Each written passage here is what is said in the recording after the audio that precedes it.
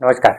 एक और वीडियो के अंदर आपका स्वागत है। इस वीडियो के अंदर हम बात करने वाले हैं कि कोई देश है वो अपने देश के अंदर नोट छाप करके गरीबी क्यों नहीं मिटा देता। ये सवाल आपके दिमाग में आना चाहिए। अपने देश के नोट छापता है तो वो क्यों ना नोट ज्यादा मात्रा के अंदर छाप करके गरीबों के अंदर बांट करके अपने देश की गरीबी है वो मिटा दे। ऐसा हो सकता है। एक देश ने ऐसा किया था, वेनेजुएला ने बहुत सारे नोट छापे और अपने लोगों के अंदर बांट दिए। तो क्या है, वहां पर महंगाई बढ़ गई। चीजें तो लिमिटेड थी, लोगों के पास में पैसा ज्यादा आ गया तो लोगों ने उस चीज के दाम बढ़ा दिए। मात्रा किसी चीज की मान लो कि 10 है और लोगों के पास में पैसा बहुत सारा है तो लोग बोलेंगे कि इसकी प्राइस मैं इतनी दूंगा, मैं इतनी दूंगा।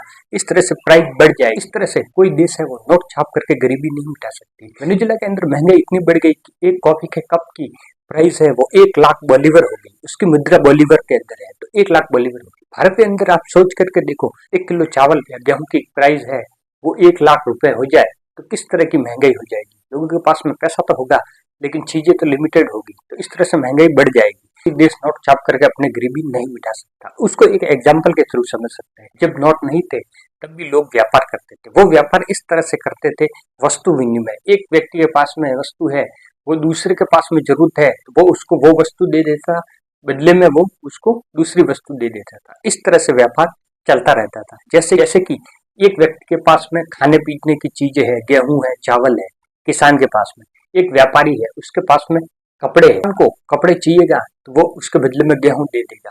व्यापारी है उसको कपड़े दे देगा। तो ये वस्तु विनिमय हो गया।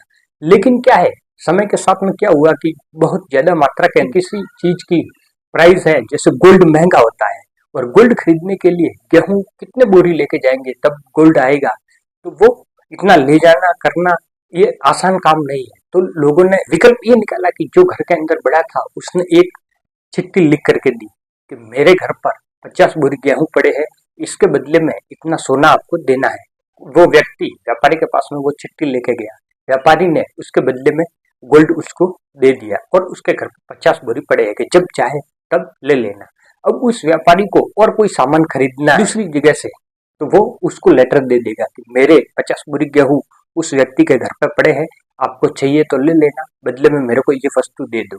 तो उसने उसको दे दिया। तो इस तरह से उसका काम हो गया।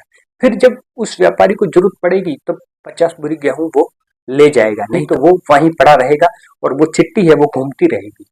इस तरह से व्यापार होता रहेगा। तो वो चिट्ठी धीरे धीरे उसने एक नोट का रूप ले लिया जो कि मुद्रा बन गई। जितनी उसके घर पर गेहूं की बोरी रखी हुई है उतना ही उस लेटर के अंदर लिख करके दे सकता है, क्योंकि वो कभी न कभी उस गेहूं को लेने तो आएगा। 50 बोरी गेहूं की चिट्ठी दी है तो वो 50 बोरी जब लेने आएगा तो उसको 50 बोरी मिलनी चाहिए। अगर नहीं मिली तो फिर उस कागज की वैल्यू नहीं रहेगी, तो उस मुद्रा की वैल्यू नहीं रहेगी।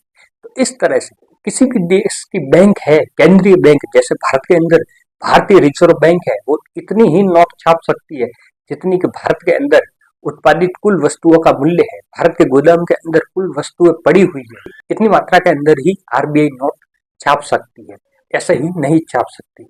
बाकी ये मोटा मोटा रूल्स होता है कि केंद्रीय बैंक है वो 70% गोल्ड और 30% विदेशी मुद्रा अपने पास में रखती है और इतने नोट जारी कर देता है।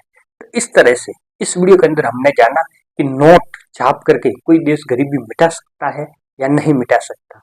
बाकी आपको ये वीडियो कैसा लगा, पसंद आया तो लाइक कर दीजिए, दोस्तों के साथ में शेयर कर दीजिए। ऐसे ही वीडियो हमारे चैनल पे आते रहते हैं। मिलते हैं एक नेक्स्ट वीडियो के अंदर, तब तक के लिए जय हिंद, जय भारत।